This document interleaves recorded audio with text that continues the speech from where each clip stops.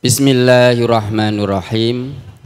Brosur Ahad 1 Juni 2025 bertepatan 5 Zulhijjah 1446 Hijriah. Kurban. 1. Pengertian kurban. Kurban berasal dari bahasa Arab qaruba yaqrubu kurban wa kurbanan wa kirbanan al-munjid, yang artinya mendekati atau pendekatan.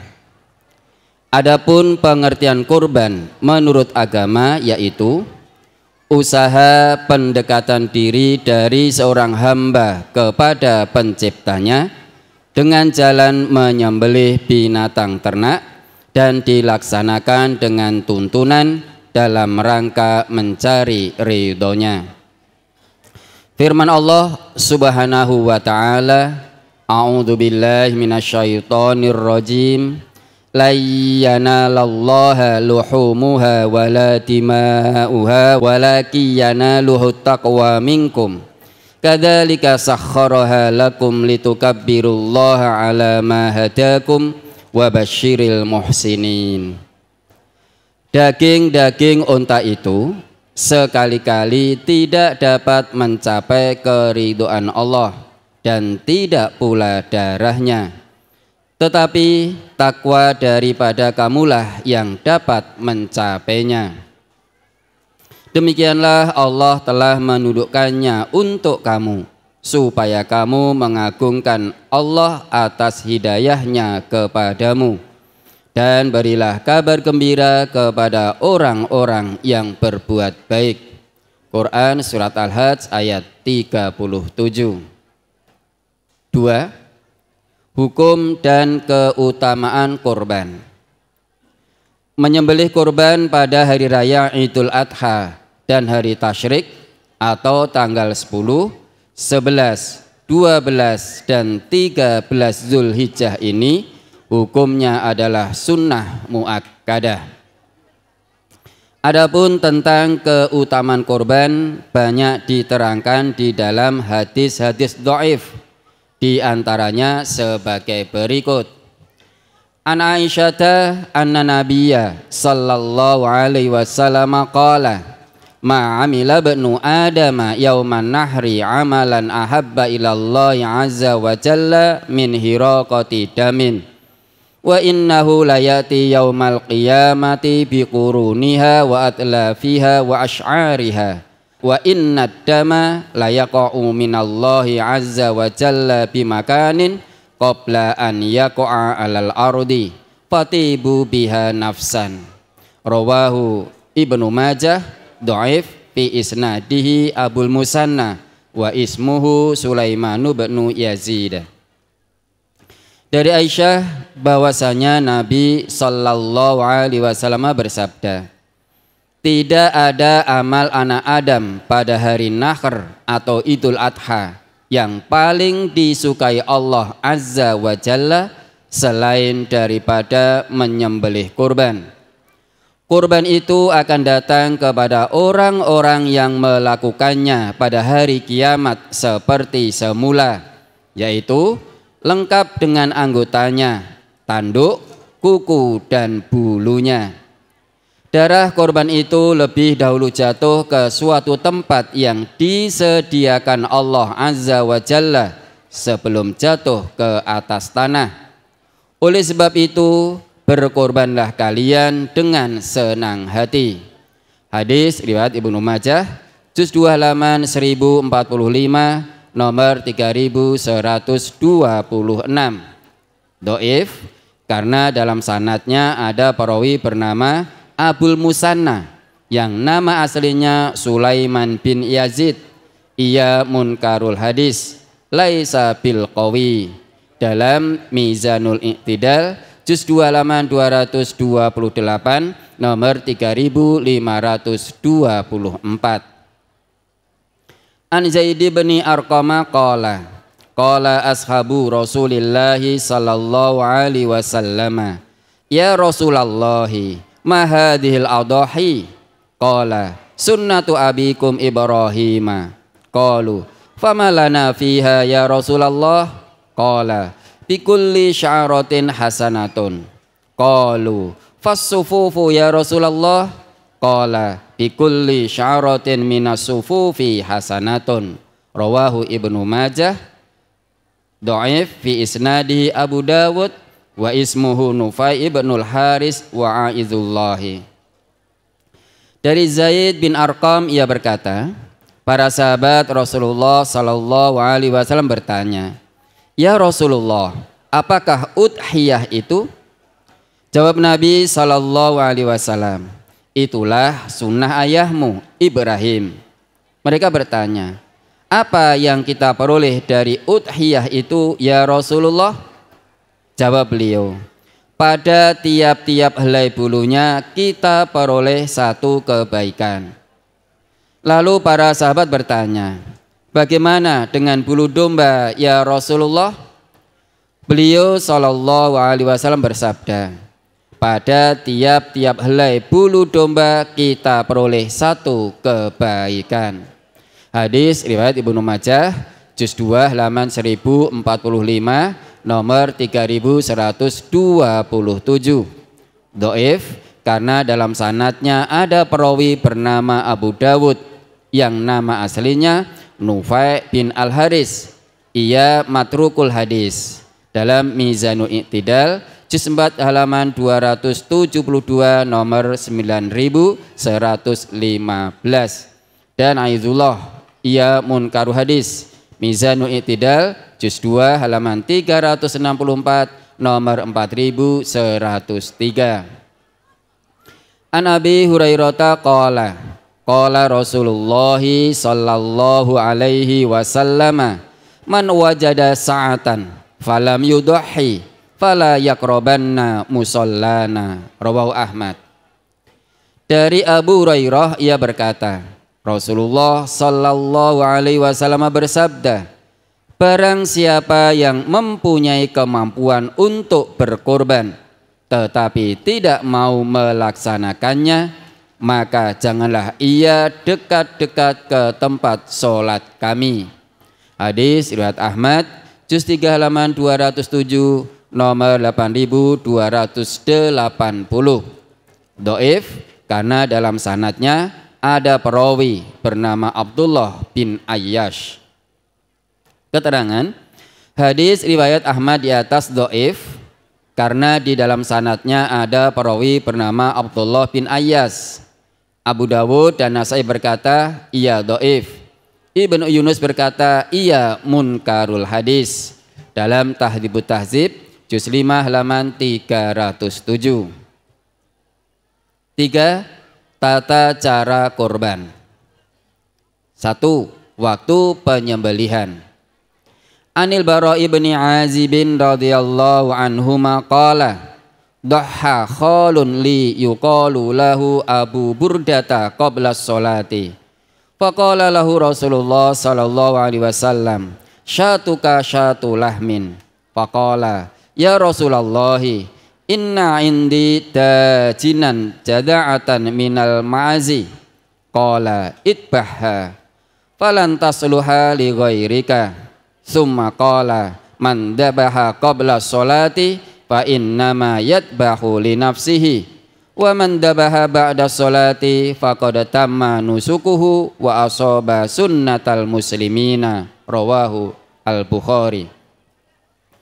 Dari Al-Bara bin Azib radhiyallahu an ia berkata, pamanku yang bernama Abu Burdah menyembelih korban sebelum sholat Id. Maka Rasulullah sallallahu alaihi wasallam bersabda, "Sembelihanmu itu sembelihan untuk dimakan, bukan korban." Kemudian Abu Burdah berkata, "Ya Rasulullah, sesungguhnya saya masih mempunyai kambing jazaah yang bagus." Rasulullah sallallahu alaihi wasallam bersabda, "Sembelihlah kambing itu, tetapi kebolehan ini tidak untuk selain kamu." Kemudian Rasulullah sallallahu alaihi wasallam bersabda, "Barang siapa yang menyembelih sebelum sholat Id, maka sesungguhnya ia hanya menyembelih untuk dirinya sendiri atau tidak dinilai sebagai ibadah kurban. Dan barang siapa menyembelih sesudah sholat id, maka sempurnalah ibadah sembelihannya dan bersesuaian pelaksanaannya dengan sunnah kaum muslimin. Hadis riwayat Bukhari juz 6 halaman 236. An Anasin anin Nabi sallallahu alaihi wasallam qala man dzabaha qabla sholati falyu'id, rawahul Bukhari.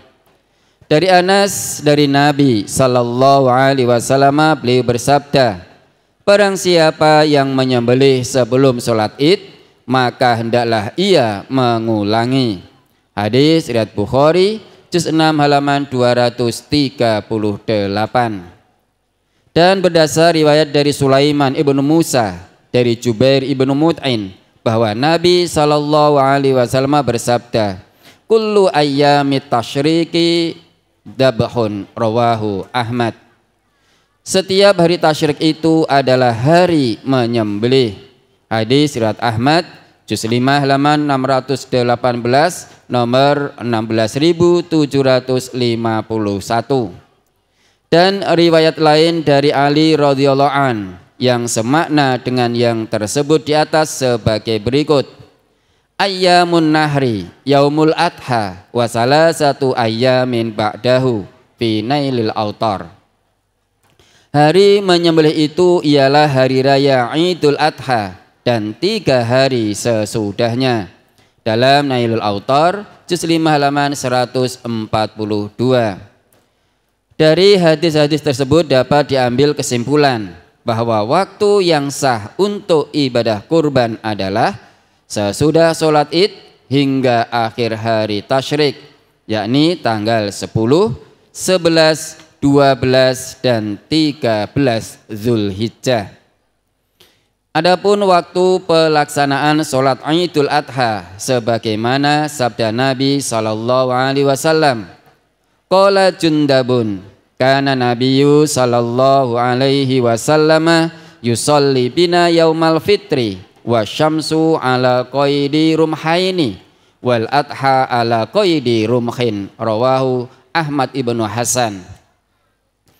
Telah berkata Jundab, dahulu Nabi sallallahu alaihi wasallam salat Idul Fitri bersama kami, sedang matahari tingginya kadar 2 batang tombak, dan beliau salat Idul Adha di waktu matahari tingginya kadar 1 batang tombak. Hadis riwayat Ahmad bin Hasan dalam Nailul Autar. Inilah waktu-waktu yang dituntunkan untuk melaksanakan ibadah kurban. Tetapi bila menyembelihnya sebelum sholat Idul Adha selesai, maka yang demikian ini tidak dinilai sebagai ibadah kurban. 2. Adab dan bacaan ketika menyembelih. An Anasin qala Doha Rasulullah sallallahu alaihi wasallam bikabsyaini amlahaini aqranaini qala wa ra'aituhu yatbahuhuma biyadihi wa ra'aituhu wadi'an qadamahu ala sifahihima qala wa samma wa kabbara, rawahu Muslim. Dari Anas ia berkata, Rasulullah sallallahu alaihi wasallam menyembelih kurban dengan 2 ekor kibas yang bagus dan bertanduk. Ia, yakni Anas berkata, saya melihat beliau menyembelih keduanya dengan tangan beliau sendiri, dan saya melihat beliau meletakkan kaki beliau di atas batang leher binatang itu. Ia atau Anas berkata, beliau membaca basmalah dan bertakbir, Bismillahi wallahu akbar, dengan nama Allah dan Allah maha besar. Hadis riwayat Muslim juz 3 halaman 1557 nomor 18. An Jabir bin Abdullah qala syahidtu ma'a Rasulillah sallallahu alaihi wasallam al-adha bil musalla falamma qada hutbatahu nazala min minbarihi wa utiya bikabshin Fadabahahu Rasulullah sallallahu alaihi wasallam biyadihi wa qala Bismillahi wallahu akbar hada anni wa amman lam yudahhi min ummati. Rawahu Abu Dawud. Dari Jabir bin Abdullah ia berkata, aku sholat Idul Adha bersama Rasulullah sallallahu alaihi wasallam di musola. Setelah beliau selesai berkhutbah lalu turun dari mimbar, maka didatangkan seekor kibas, lalu beliau menyembelihnya dengan tangan beliau dan beliau mengucapkan Bismillahi wallahu akbar hada anni wa amman lam yudahhi min ummati. Dengan nama Allah dan Allah Maha Besar, kurban ini dariku dan dari umatku yang tidak berkurban. Hadis riwayat Abu Dawud, juz 3 halaman 99 nomor 2810. An Aisyata anna Rasulullah sallallahu alaihi wasallam amara bi kabshin akrona yata'u fi sawadin wa yabruku fi sawadin wa yanduru fi sawadin fa utiya bihi liyudahhiya bihi. Faqala laha ya Aisyah halummi al-mutyata. Summa qala ishhadiha bihajarin. Fafa'alat summa akhadaha wa akhadal kabsha fa'adja'ahu summa dabahahu. Summa qala bismillahi Allahumma taqabbal min Muhammadin wa ali Muhammadin wa min ummati Muhammadin. Summa doha bihi. Rawahu Muslim. Dari Aisyah bahwasanya Rasulullah sallallahu alaihi wasallam menyuruh mengambilkan kambing yang bertanduk, hitam kakinya, hitam perutnya, hitam sekeliling matanya. Lalu kambing itu didatangkan untuk disembelih. Maka beliau sallallahu alaihi wasallam bersabda, "Hei Aisyah, ambilkanlah pisau." Beliau bersabda lagi, "Asahlah pisau itu dengan batu." Kemudian Aisyah melaksanakannya. Kemudian beliau mengambil pisau dan kambing tersebut, lalu membaringkannya untuk menyembelihnya. Beliau membaca, Bismillahi Allahumma taqabbal min Muhammadin wa ali Muhammadin wa min ummati Muhammadin. Dengan nama Allah, ya Allah, terimalah dari Muhammad, keluarga Muhammad dan dari umat Muhammad. Kemudian beliau menyembelihnya. Hadis riwayat Muslim, juz 3 halaman 1557 nomor 19. An Jabir bin Abdullah qala dhaha Rasulullah sallallahu alaihi wasallam yauma idin bi kabshaini faqala hina wajjahahuma inni wajjahtu wajhiya lilladzi fataras samawati wal arda hanifa wa ma ana minal musyrikin. Inna salati wa nusuki wa mahyaya wa mamati lillahi rabbil alamin. La syarika lahu wa bidzalika umirtu wa ana awwalul muslimin. Allahumma minka walaka an Muhammadin wa ummatihi. Rawahu Ibnu Majah. Dari Jabir bin Abdullah ia berkata, pada hari Idul Adha Rasulullah sallallahu alaihi wasallam berkurban dengan 2 ekor kambing. Ketika melaksanakan itu beliau berdoa, Inni wajjahtu wajhiya lilladzi fataras samawati wal arda hanifan wa ma ana minal musyrikin. Inna salati wa nusuki wa mahyaya wa mamati lillahi rabbil alamin. La syarika lahu wa bidzalika umirtu wa ana awwalul muslimin. Allahumma minka walaka an Muhammadin wa ummati. Sesungguhnya aku menghadapkan diriku kepada Tuhan yang menciptakan langit dan bumi dengan cenderung kepada agama yang benar, dan aku bukanlah termasuk orang-orang yang musyrik. Sesungguhnya salatku, ibadahku, hidupku dan matiku hanyalah untuk Allah Tuhan semesta alam. Tidak ada sekutu baginya, dan demikian itulah yang diperintahkan kepadaku, dan aku adalah orang yang pertama-tama menyerahkan diri kepada Allah. Ya Allah, semua ini dari Engkau dan untuk Engkau, dari Muhammad dan umatnya. Hadis riwayat Ibnu Majah, juz 2 halaman 1043, nomor 3121. Dhaif karena dalam sanadnya ada perawi bernama Abu Ayyas, ia majhul. An Shaddad bin Ausin qala sintani hafidtuhuma min Rasulillahi sallallahu alaihi wasallam qala innallaha katabal ihsana ala kulli syai'in fa idza qataltum fa ahsinul qitlata wa idza dabahtum fa ahsinudz dzabha wal yuhidda ahadukum syafratahu fal yurih dzabihatahu. Rawahu Muslim. Dari Shaddad bin Aus, ia berkata, dua hal yang aku hafal dari Rasulullah sallallahu alaihi wasallam.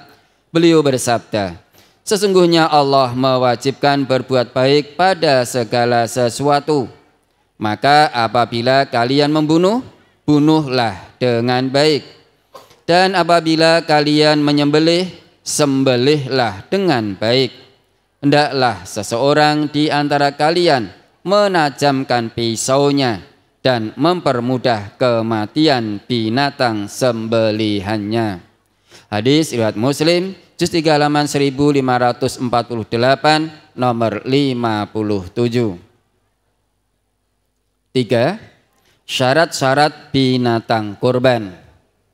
A. Binatang yang diperuntukkan kurban sepanjang tuntunan Rasulullah sallallahu alaihi wasallam adalah unta, lembu, dan kambing, dan kadar masing-masing berdasar dhahir hadis atau riwayat. 1 ekor kambing untuk seorang bersama ahli rumahnya. 1 ekor lembu untuk 7 orang beserta ahli rumahnya. 1 ekor unta untuk 7 sampai 10 orang dan ahli rumahnya. An Umarah bin Abdullah qala sami'tu Atha bin Yasarin yaqul sa'altu Aba Ayyuba kaifa kanatid duhaya ala ahdi Rasulillah sallallahu alaihi wasallam faqala kana ar-rajulu yudahhi bisyati anhu wa an ahli baitihi fayakuluna wa yut'imuna hatta tabahan nasu fasarat kama tara. Rawahu Tirmizi. Dari Umarah bin Abdullah ia berkata, aku mendengar Atha bin Yasar, dia berkata, saya bertanya kepada Abu Ayyub Al-Ansari, bagaimanakah udhiyah yang dilakukan di masa Rasulullah sallallahu alaihi wasallam? Ia menjawab, seorang laki-laki di zaman Rasulullah sallallahu alaihi wasallam menyembelih seekor kambing untuknya dan untuk ahli baitnya atau rumah tangganya. Lalu mereka makan dagingnya dan memberi makan kepada orang lain, sehingga orang-orang bermegah-megah dengan kurban itu, sehingga menjadi seperti apa yang engkau saksikan sekarang ini. Hadis riwayat Tirmizi, juz 3 halaman 31, nomor 1541. Ini hadis hasan sahih. An Jabir bin Abdullah qala naharna ma'a Rasulillah sallallahu alaihi wasallam amal Hudaybiyati al badanata an sab'atin wal baqarata an sab'atin. Rawahu Muslim. Dari Jabir bin Abdullah ia berkata, kami menyembelih kurban bersama Rasulullah sallallahu alaihi wasallam pada tahun Hudaybiyah. Seekor unta untuk 7 orang dan seekor lembu untuk 7 orang. Hadis riwayat Muslim, juz 2 halaman 955, nomor 250. An Anasib an Ibni Abbasin qala kunna ma'a Rasulillahi sallallahu alaihi wasallam fi safarin fa hadaral adha fashtarakna fil baqarati sab'atun wa fil ba'iri asyaratun. Rawahu Tirmizi. Dari Ibnu Abbas, ia berkata, dahulu kami pergi bersama Rasulullah Sallallahu Alaihi Wasallam. Lalu tiba hari raya Idul Adha, maka kami menyembelih kurban seekor lembu untuk 7 orang dan seekor unta ba'ir untuk 10 orang. Hadis riwayat Tirmidzi, juz 3 halaman 30, nomor 1537, hadis hasan gharib.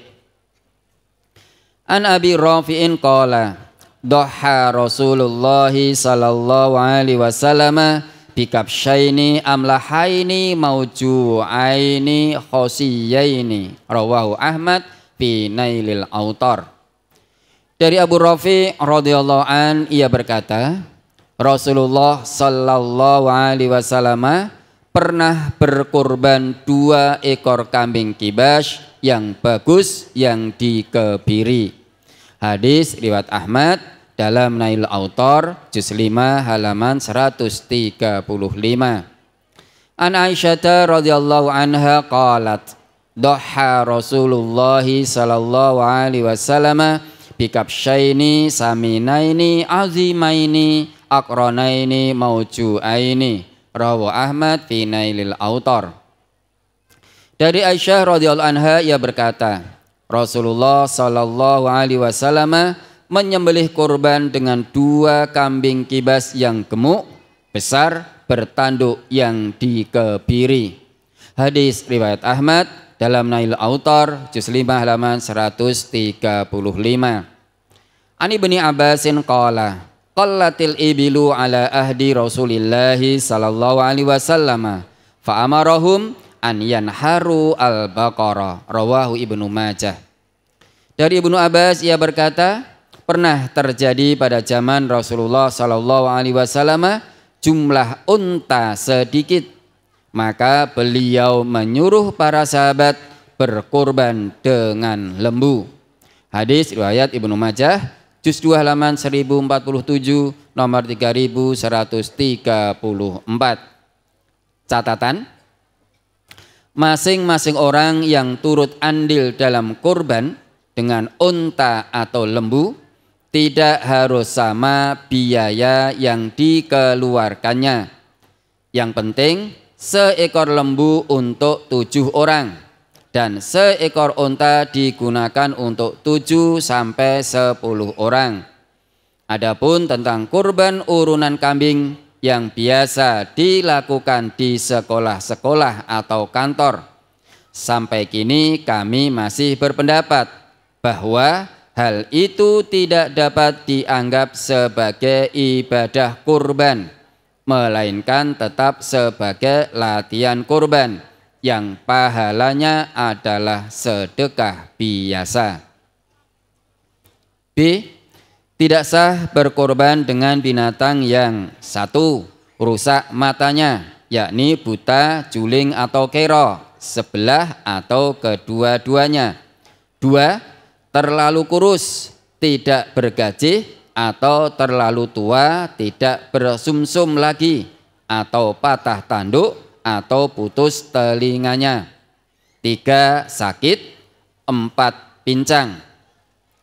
Di dalam hadis disebutkan, Anil Bara ibni Azibin qala qama fina Rasulullah sallallahu alaihi wasallam faqala arba'un la tajuzu fid duhaya al-aura'ul bayyinu awaruha wal maridatul bayyinu maraduha wal arja'ul bayyinu dila'uha wal kabiratul lati la tunki. Rawahu Ahmad wal arba'ah wa as-sahahahu Tirmidzi wa Ibnu Hibban fi Bulughil Maram. Dari Bara bin Al-Azib radhiyallahu an, ia berkata, Nabi sallallahu alaihi wasallam berdiri di antara kami dan bersabda, 4 macam yang tidak boleh pada binatang kurban, yaitu 1. Buta sebelah yang nyata butanya. 2. yang sakit nyata sakitnya. 3. Yang pincang yang nyata pincangnya. Dan 4. Yang tua yang tidak mempunyai sumsum. Hadis riwayat Ahmad dan Arba'ah dan disahkan oleh Tirmidzi dan Ibnu Hibban dalam Bulughul Maram nomor 1376. An Aliyin qala amarona Rasulullah sallallahu alaihi wasallam an nastashrifal aina wal udhuna wa an la nudahhiya bi muqabalatin wala mudabaratin wala syarqa'a wala kharqa'a. Rawahu Tirmidzi. Dari Ali ia berkata, Rasulullah sallallahu alaihi wasallam menyuruh kepada kami supaya kami memeriksa mata dan telinga dan supaya kami tidak berkorban dengan binatang yang telinganya sobek dari bagian muka, yang telinganya sobek dari bagian belakang, yang telinganya sobek dari ujungnya, dan yang berlubang di tengahnya. Hadis riwayat Tirmidzi juz 3 halaman 28 nomor 1532. Ini hadis hasan sahih.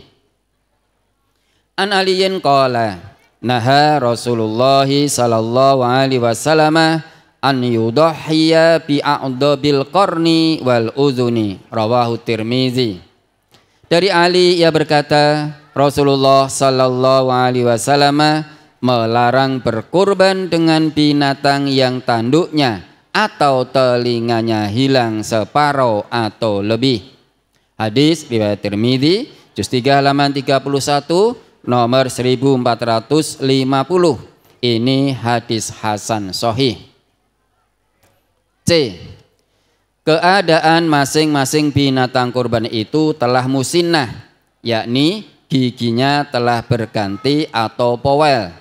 Dan hal ini terjadi pada kambing yang berumur 1 tahun masuk tahun kedua, lembu yang berumur 2 tahun masuk tahun ketiga, dan unta yang berumur 5 tahun masuk tahun ke-6. Kecuali bila terpaksa sekali, maka bolehlah berkorban dengan kambing yang jaza'ah atau berumur cukup 1 tahun. Di dalam hadis disebutkan, An Jabirin qala Rasulullah sallallahu alaihi wasallam la tadbahu illa musinnatan illa an ya'sura alaikum fatadbahu jaza'atan minad dha'ni. Rawahu Muslim. Dari Jabir ia berkata, Rasulullah sallallahu alaihi wasallam bersabda, janganlah kalian menyembelih untuk kurban melainkan yang musinnah atau telah berganti gigi, kecuali jika sukar didapati, maka boleh kalian menyembelih jaza'ah atau yang berumur 1 tahun dari kambing. Hadis riwayat Muslim juz 3 halaman 1555 nomor 13. 4. Pembagian daging udhiyah. Pembagian daging udhiyah itu ialah sebagian untuk yang berkurban, sebagian untuk dihadiahkan, dan sebagian diberikan kepada fakir miskin. Ibnu Abbas ketika menerangkan sifat Nabi SAW ketika berkurban sebagai berikut. Wa yut'imu ahla baitihi as-sulusa wa yut'imu fuqara'a jiranihi as-sulusa wa yatasaddaqu 'ala su'ali bis-sulusi.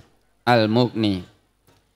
Dan beliau Rasulullah sallallahu alaihi wasallam memberi makan ahlul baitnya sepertiga, memberi makan orang-orang fakir tetangganya sepertiga, dan beliau mensedekahkan kepada para peminta sepertiga.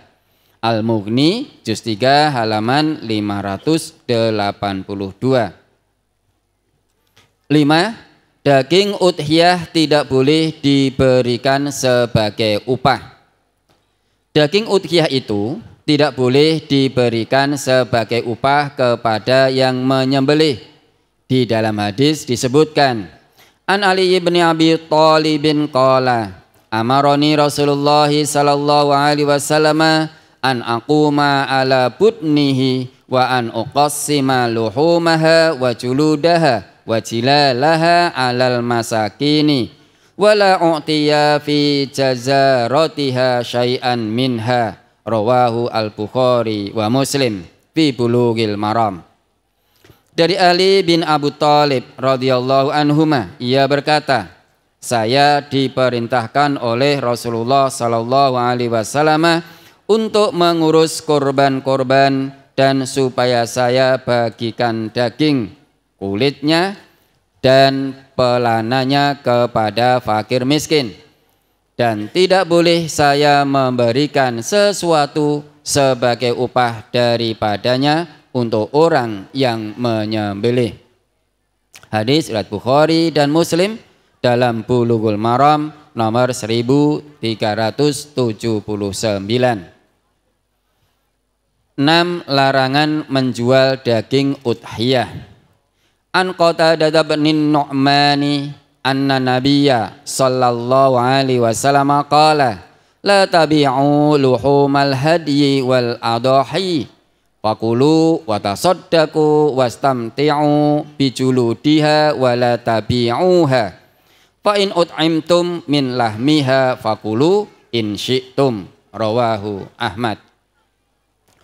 Dari Qatadah bin Nu'man bahwasanya Nabi sallallahu alaihi wasallam bersabda, janganlah kalian menjual daging-daging haji atau denda haji dan daging udhiyah atau kurban.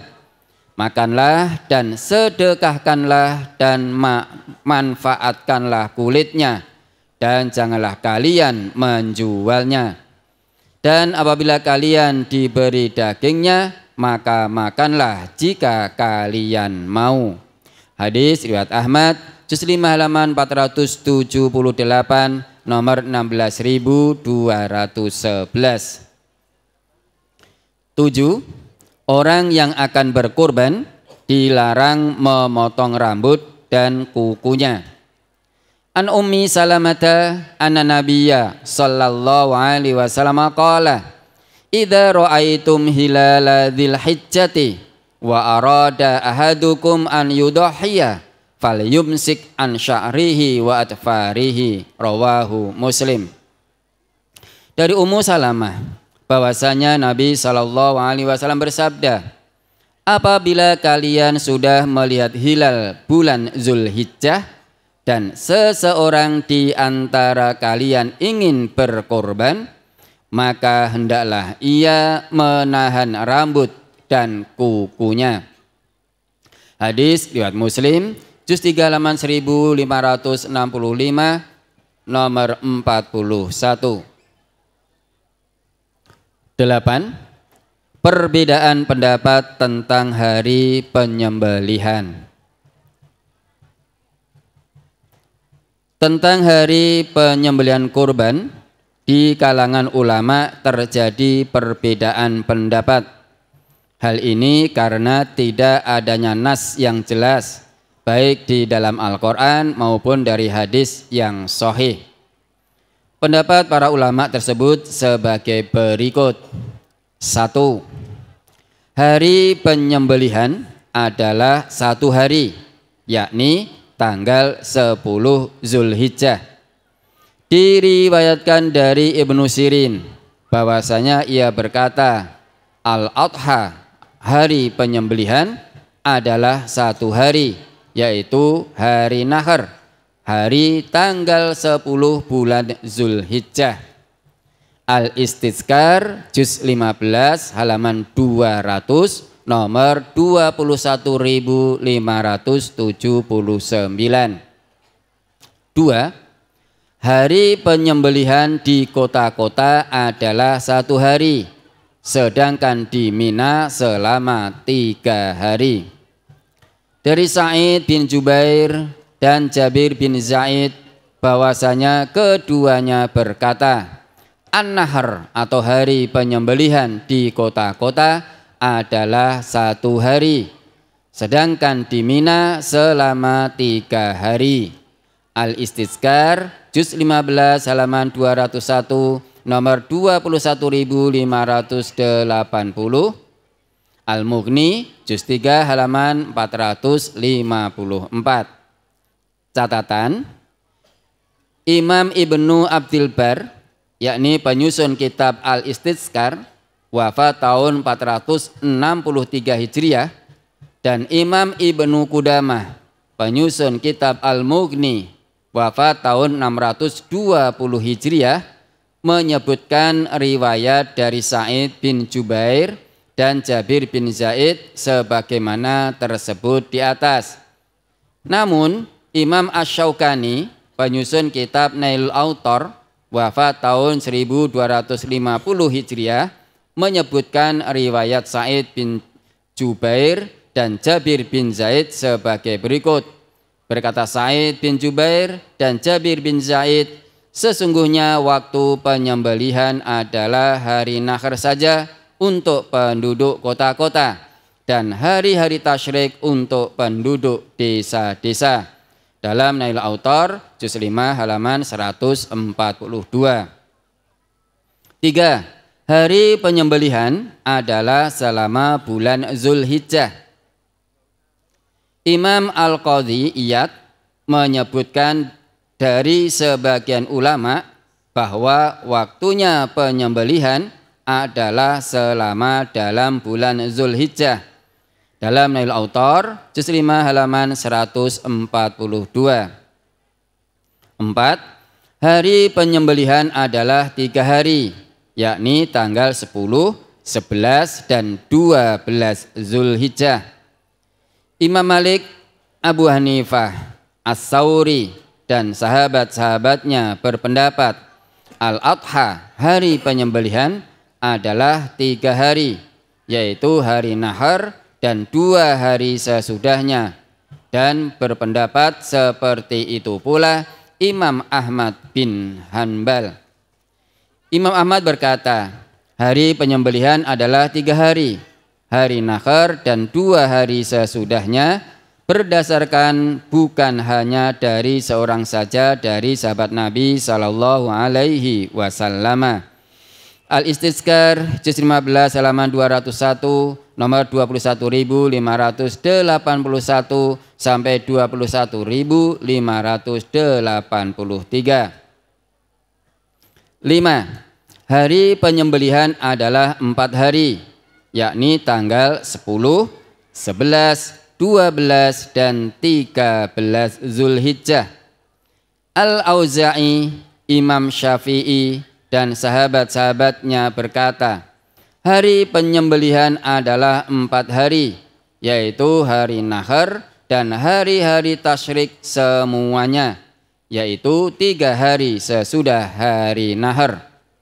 Dan itu juga merupakan pendapatnya Ibnu Syihab Az-Zuhri, Atha dan Al-Hasan.